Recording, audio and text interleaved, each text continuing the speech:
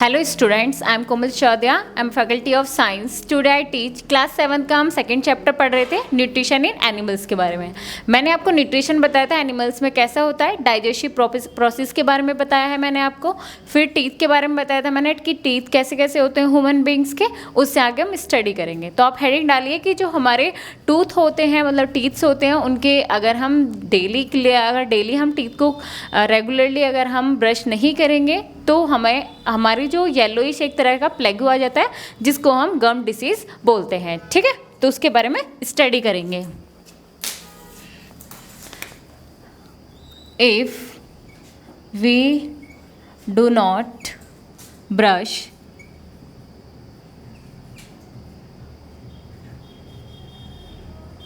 The teeth regularly, a yellow, ठीक है, एक येलोइश कलर की हो जाती है। ठीक है, ए येलो स्टिकी सब्सटेंस, ए येलो स्टिकी सब्सटेंस कॉल्ड, जिसे हम प्लेग्यू बोलते हैं। ठीक है, उसे हम प्लेग्यू बोलते हैं। वो हमारे टीथ के ऊपर आनी स्टार्ट हो जाती है। ठीक है, is deposit on the teeth.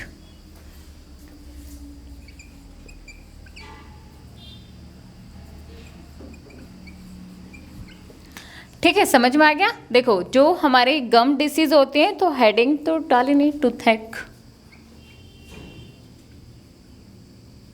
या फिर गम disease.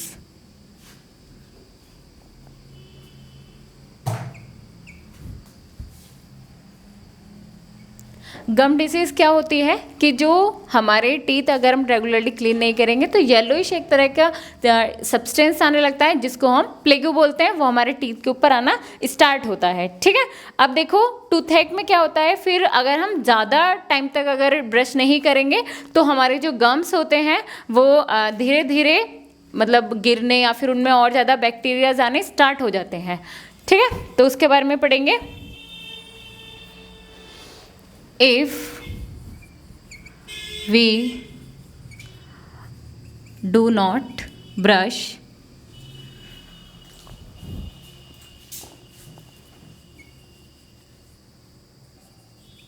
the teeth for a long time,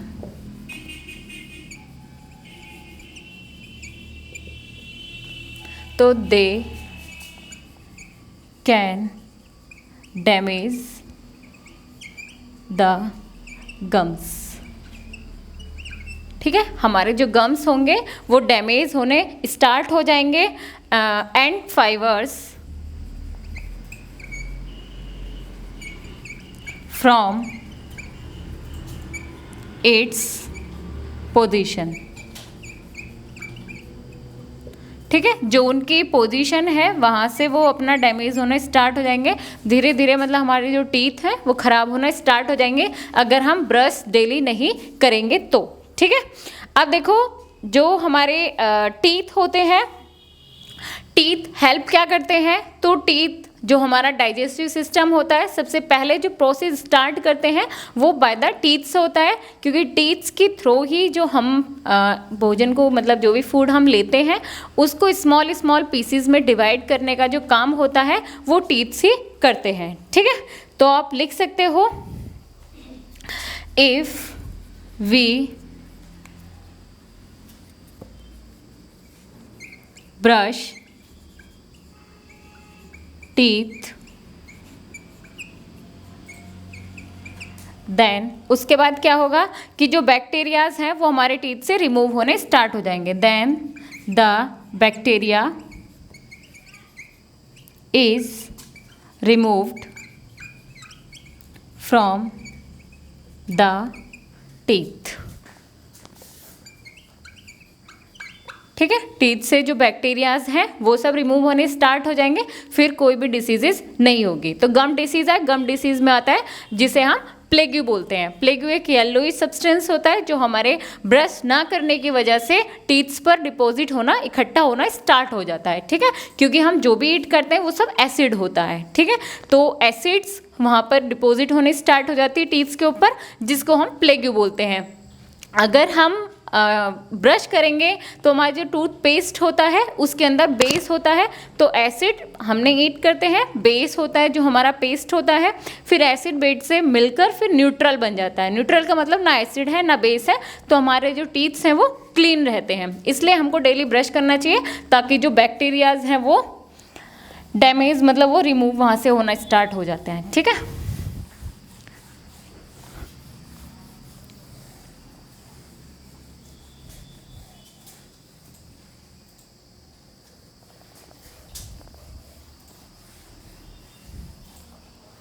अब इससे आगे सेकंड डालिए जिसको हम टंग या फिर सैलिवा बोलते हैं। देखो सैलिवा क्या होता है, जो हमारे माउथ में होता है जब हम च्यूइंग करते हैं फूड को, फिर उसके बाद जब तक वो ऑसोफेगस में जाएगा उससे पहले जो सलीवरी ग्लैंड होती है जिसके अंदर सलीवरी एंजाइम्स होते हैं, तो वो फूड को मतलब आपने उसमें मिक्स कर लेते हैं, उसके बाद ऑसोफेगस में जाता है, ऑसोफेगस के थ्रू स्टोमक में फूड जाता है, क्योंकि जो सलीवरी ग्लैंड होता है, सलीवरी जो एंजाइम्स होते हैं वो हेल्प करते हैं ताकि हमारा जो फूड है वो इजीली से फूड पाइप में होता हुआ स्टोमक में एंटर कर जाए, ठीक है।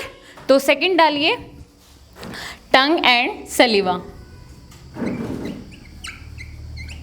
Tongue and सलीवा। तो देखो हमारे जो माउथ में है वहाँ पर होती है salivary gland. Our mouth has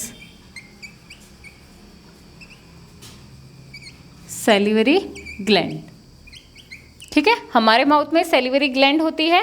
salivary gland में क्या होता है, छोटे छोटे से बर्ड्स होते हैं। तो सैलिवरी ग्लैंड का क्या काम होता है कि जो हमारा फूड है उसको सॉफ्ट बनाती है, ठीक है। तो saliva makes our food moist and soft, ठीक है, जो फूड है उसको मॉइस्ट करती है ताकि अगर हम जो भी सैलिवरी ग्लैंड में अगर मिक्स हो जाएगा तो उसके अंदर थोड़ी सी मॉइस्ट आ जाएगी और सॉफ्ट बन जाएगा वो, ठीक है। तो सैलिवरी ग्लैंड का ये वर्क होता है। फिर टंग की हेल्प से क्या करता है, टंग की हेल्प से वो सैलिवरी ग्लैंड में रोल होना स्टार्ट हो जाता है, ठीक है। तो टंग क्या करती है, our tongue moves the food around the, our tongue moves the food, जो हमारी जो टंग है उसके थ्रू फूड मतलब एक दूसरे से मतलब मूव करता है वो, फिर सैलिवरी ग्लैंड के साथ वो मिक्स हो जाता है, ठीक है। Around the mouth, around the mouth and rolls it into a ball, and rolls it into a ball, ठीक है। वो ये मतलब इधर से इधर इस तरह से माउथ में रोल हो होकर फिर वो बॉल के टाइप में पूरी तरह से रोल हो जाता है, फिर उसके थ्रू ही वो नीचे मतलब ऑसोफेगस के थ्रू ही वो नीचे फूड हमारा स्टोमक तक जाता है, ठीक है। अब देखो जो हमारी टंग होती है, टंग के अंदर बर्ड्स होते हैं, वो उन बर्ड्स के थ्रू ही हमें पता चलता है। जो हम कहते हैं कि कोई भी चीज़ अगर टेस्टी कैसे है, हमें किसी भी टेस्ट का जो पता चलता है वो टंग के जो टंग होती है, तो टंग में कुछ बर्ड्स होते हैं, ठीक है। पूरी जो टंग होती है वो बर्ड से मिलकर बनती है। तो सबसे जो लास्ट में होते हैं टंग का, ठीक है, जो सबसे लास्ट है, यहाँ से हमें बिटर का पता चलता है। जो कोई भी चीज़ अगर कड़वी है, बिटर है, तो उसका पता चलता है। सबसे आगे होता है स्वीट, यहाँ पर होता है श्योर खट्टा, और मिड में होता है सॉल्ट, ठीक है। ये टंग के मतलब जो बर्ड्स हैं तो वो टंग की स्ट्रक्चर इस तरह से बनाई गई है। अगर तुम स्वीट कोई भी चीज़ मीठी है तो वो चीज़ तब पता चलती है जब टंग के हम सबसे मतलब जो बाहर का पार्ट है सबसे फ्रंट पर अगर हम देखें तो स्वीट का टेस्ट का पता चलता है, उसके बाद सॉल्ट का, फिर शुगर का कड़वा। मतलब अगर हम आगे टंग पर है कोई भी चीज़ तो हमें कड़वी नहीं लगेगी। कड़वी कब लगेगी? जब वो टंग के लास्ट पार्ट पर टच करेगी। ठीक है, कड़वा जो वर्ड्स होते हैं यहाँ के पता लगाते हैं कि कोई भी चीज़ कड़वी है। ठीक है, तो the words is present in tongue. ठीक है, टू टेस्ट द फूड। जो बर्ड्स होते हैं टंग में वही हमको बताते हैं कि फूड कैसा, मतलब उसका टेस्ट कैसा है, खट्टा है, कड़वा है, मीठा है, कैसा है। ठीक है, तो ये टंग के बारे में था। अब देखो इसके अंदर कुछ एंजाइम होते हैं, सलीवा के अंदर कुछ एंजाइम्स होते हैं।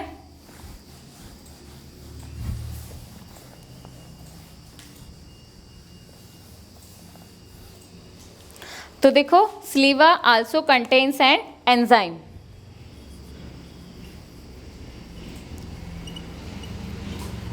कंटेन्स, सलीवा के अंदर क्या होते हैं? एंजाइम्स होते हैं। एन एंजाइम कॉल्ड, उसे हम क्या बोलते हैं? जो एंजाइम होता है उसका हम होता है स्लीवरी एमाइल्स।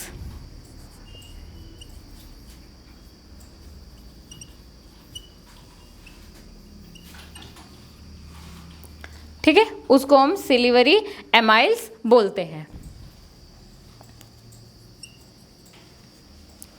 ठीक है, इसके अंदर सिल्वरी जो हमारा सलाइवा होता है, सलाइवा के अंदर एंजाइम होता है जिसको हम सिल्वरी एमाइल्स बोलते हैं। ठीक है, ये था हमारा टंग और सलाइवा के बारे में। अब इससे आगे हम पढ़ेंगे ओसोफेगस के, क्योंकि ओसोफेगस के थ्रू ही जो हमारा फूड होता है वो स्टोमक तक जाता है। ठीक है, तो हेडिंग डालिए oesophagus.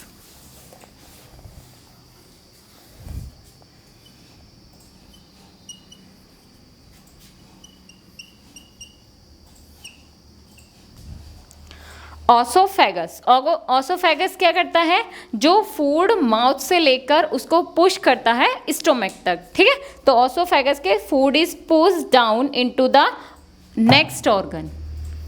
Food is pushed to the next organ through oesophagus. ठीक है, माउथ से लेकर जब वो स्लीवरी ग्लैंड में मतलब एंजाइम में मिक्स हो जाता है उसके बाद फिर फूड को पुश किया जाता है नेक्स्ट ऑर्गन में, तो वो किसके थ्रू होता है? ऑसोफेगस के थ्रू। ऑसोफेगस को हम क्या बोलते हैं? फूड पाइप बोलते हैं। तो it is also called food pipe.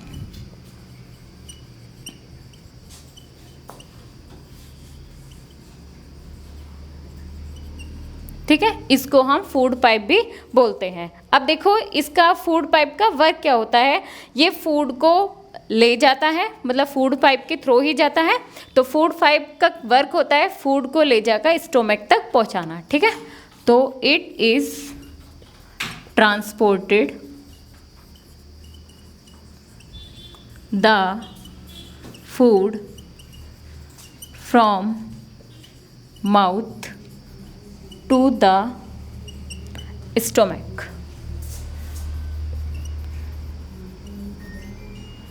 ठीक है, स्टोमक तक पहुंचाता है। अब देखो इस वे मूवमेंट को ही हम क्या बोलते हैं? पेरिस्टलीज।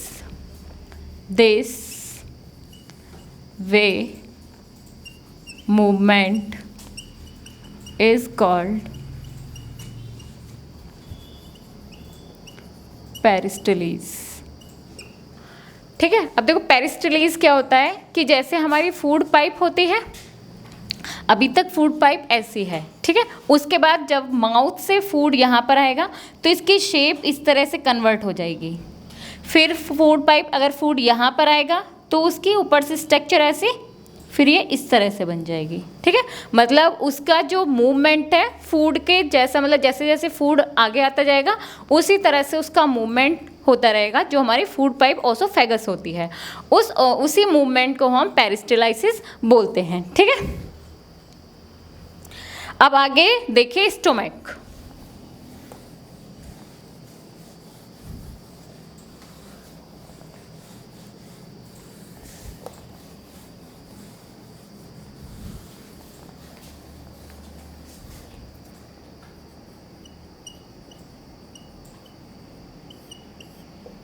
अब देखिए स्टोमक क्या होता है, ओसोफेगस के थ्रू फूड जहाँ पहुँचता है वो क्या है, स्टोमक।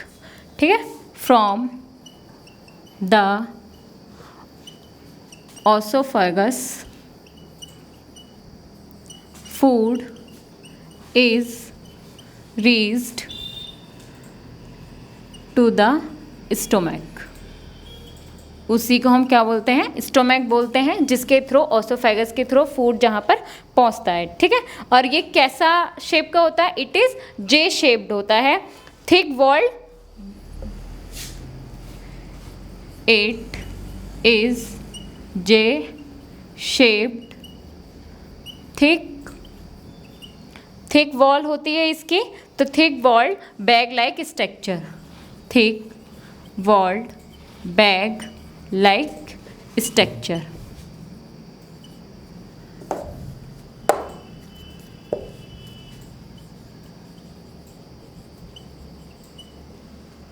ठीक है, मतलब जो हमारा स्टोमक होता है वो इस तरह से होता है, मतलब जे टाइप का सा होता है उसका जो स्ट्रक्चर है उसकी, और उसकी जो लेयर है वो बैग लाइक स्ट्रक्चर होती है और थिक वॉल्ड होती है। ठीक है, अब देखो इसके अंदर फूड क्या है, स्टोर होता है, फिर डाइजेस्ट होता है। तो it stores food and digest it, it stores food and digest it. Food को स्टोर करता है और डाइजेस्ट करता है by secreting juice, by secreting juice.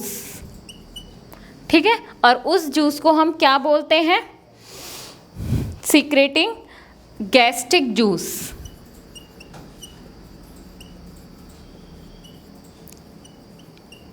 And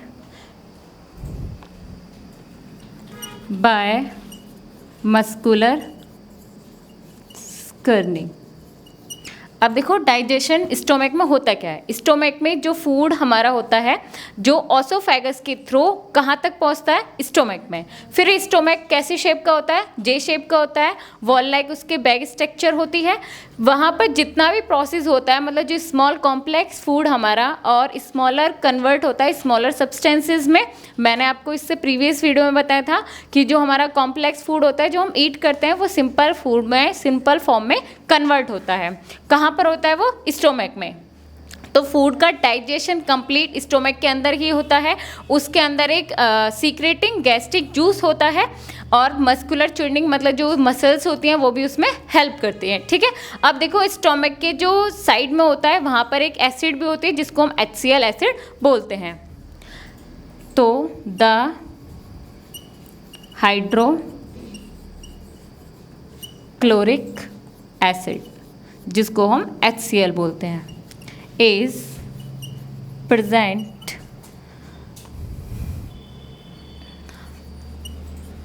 outer layer of the stomach.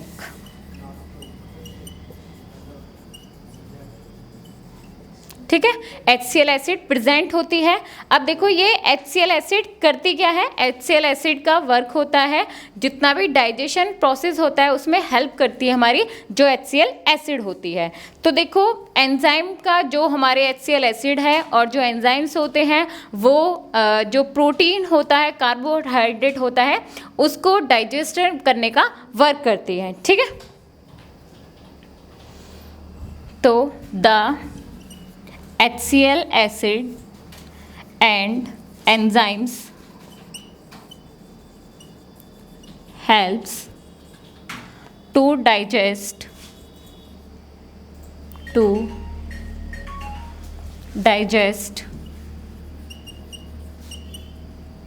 the protein into simplest form। ठीक है, तो HCl acid जो होती है और एंजाइम कहाँ प्रेजेंट होता है स्टोमक में, वो क्या करते हैं, जो प्रोटीन है, प्रोटीन क्या है, एक हमारा कॉम्प्लेक्स फूड है, तो प्रोटीन को सिंपलेस्ट फॉर्म में कन्वर्ट करती है। ठीक है, तो ये स्टोमक के अंदर प्रोसेस होता है। और जो एसिड होती है, एसिड का हेल्प होता है, एसिड और एंजाइम्स एक तो सिंपलेस्ट फॉर्म में कन्वर्ट करने का काम करती है और जितने भी हार्मफुल बैक्टीरियाज होते हैं उनको किल करती है। ठीक है, acid also kill the harmful bacteria। ठीक है, जितने भी हार्मफुल बैक्टीरियाज होते हैं उनको किल करती है।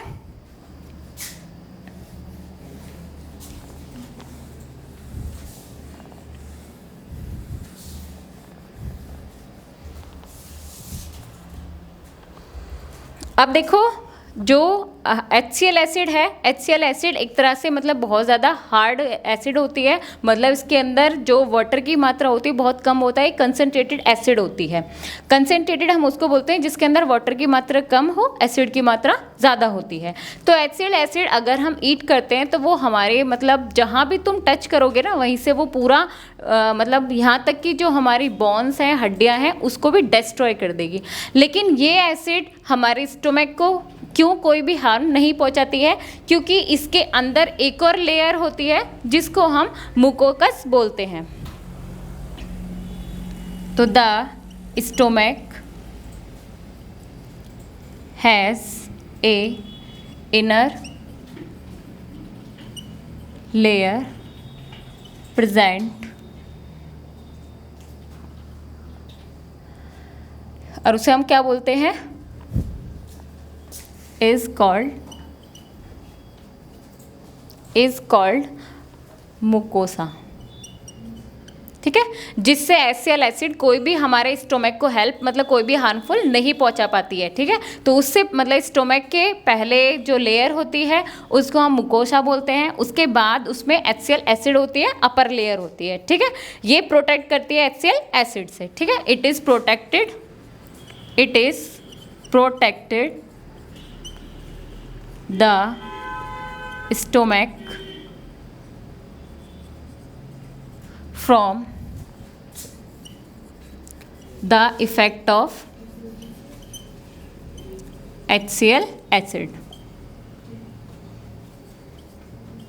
ठीक है, जो HCl एसिड का इफेक्ट है उससे प्रोटेक्ट करती है कौन, मुकोशा। ठीक है, जो इनर लेयर होती है स्टोमक के अंदर प्रेजेंट होती है। तो ये था हमारा स्टोमक के बारे में। अब इससे आगे हम स्टडी करेंगे, इससे आगे डालिए स्मॉल इंटेस्टाइन, क्योंकि जितना भी एब्जॉर्प्शन होता है, जो भी न्यूट्रिएंट्स हमारी बॉडी को चाहिए होते हैं, वो सब कहाँ पर होते हैं, स्मॉल इंटेस्टाइन में। तो हेडिंग डालिए small intestine.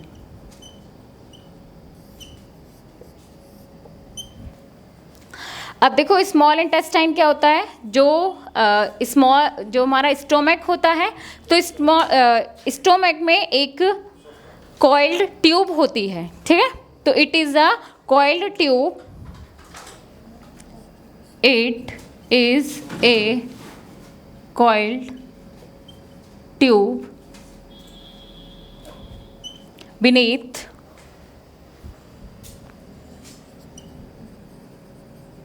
the stomach।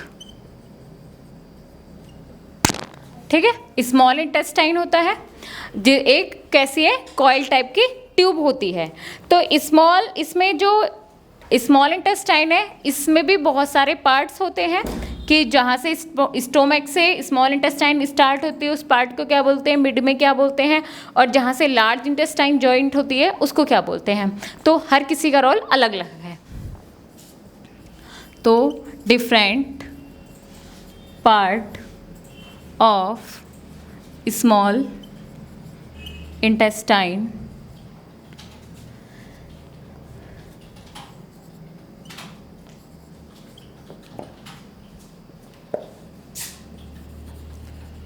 Play a role. ठीक है, हर डिफरेंट पार्ट जो स्मॉल इंटेस्टाइन का अलग अलग पार्ट है, स्टोमक से जहाँ से अटैच है उसका अलग पार्ट होता है, उसको अलग कहते हैं। तो सबका अलग अलग पार्ट्स का अलग अलग वो रोल करते हैं, सबका अलग अलग है। तो देखिए फर्स्ट पार्ट को हम जहाँ से स्टोमक से जुड़ी होती है, क्योंकि देखो स्टोमक के बाद जो भी फूड डाइजेस्ट हुआ है फिर उसके बाद स्मॉल इंटेस्टाइन में जाता है। तो जहाँ से स्टोमक के बाद स्मॉल इंटेस्टाइन का स्टार्टिंग पॉइंट होता है उसको हम डुडेरम बोलते हैं।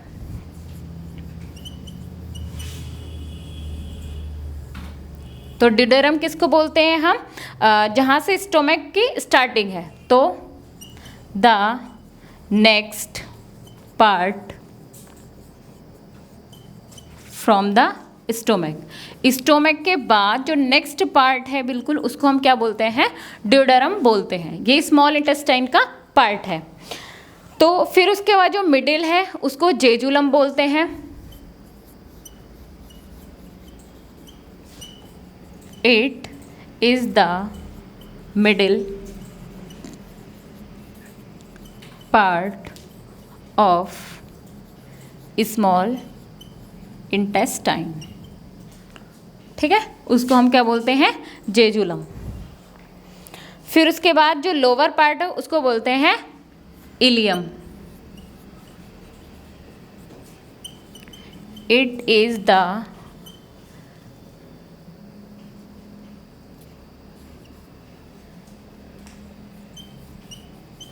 Lower part of small intestine. ठीक है, समझ में आ गया?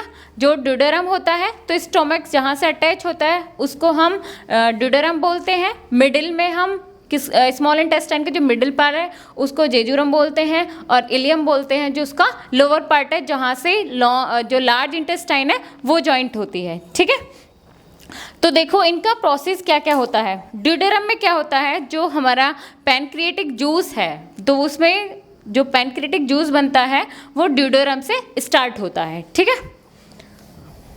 तो ने आगे लिखे इसी में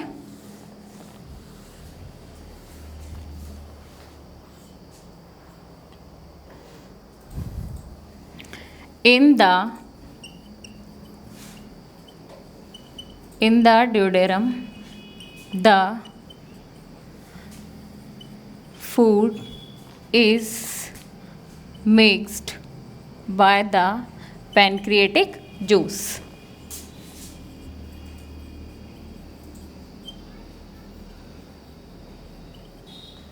ठीक है, तो पैनक्रिएटिक जो जूस होता है उसमें फूड मिक्स कहाँ पर होता है? डुडेरम में। ठीक है, अब देखो डुडेरम में फिर उसके बाद फिर कहाँ जाता है? वो इलियम में जाता है। तो डुडेरम से क्या होता है, फिर इलियम तक जब फूड पास होता है तो वो जेजुलम के द्वारा होता है। तो from the duodenum food is passed to ileum through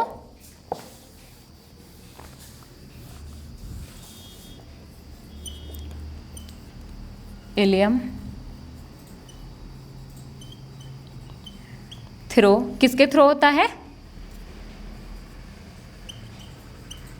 जेजुरम से। ठीक है, तो ये था हमारा स्मॉल इंटेस्टाइन का। अब देखो जितनी भी सेल्स ऑफ विली होती हैं, एंजाइम होता है, मतलब पूरा जो डाइजेस्टिव सिस्टम है, मतलब पूरा फूड का डाइजेशन होना फिर जो सिंपलेस्ट फॉर्म में होता है वो सारा का सारा स्मॉल इंटेस्टाइन में होता है। ठीक है, तो लास्ट लिखिए सेल्स ऑफ विली।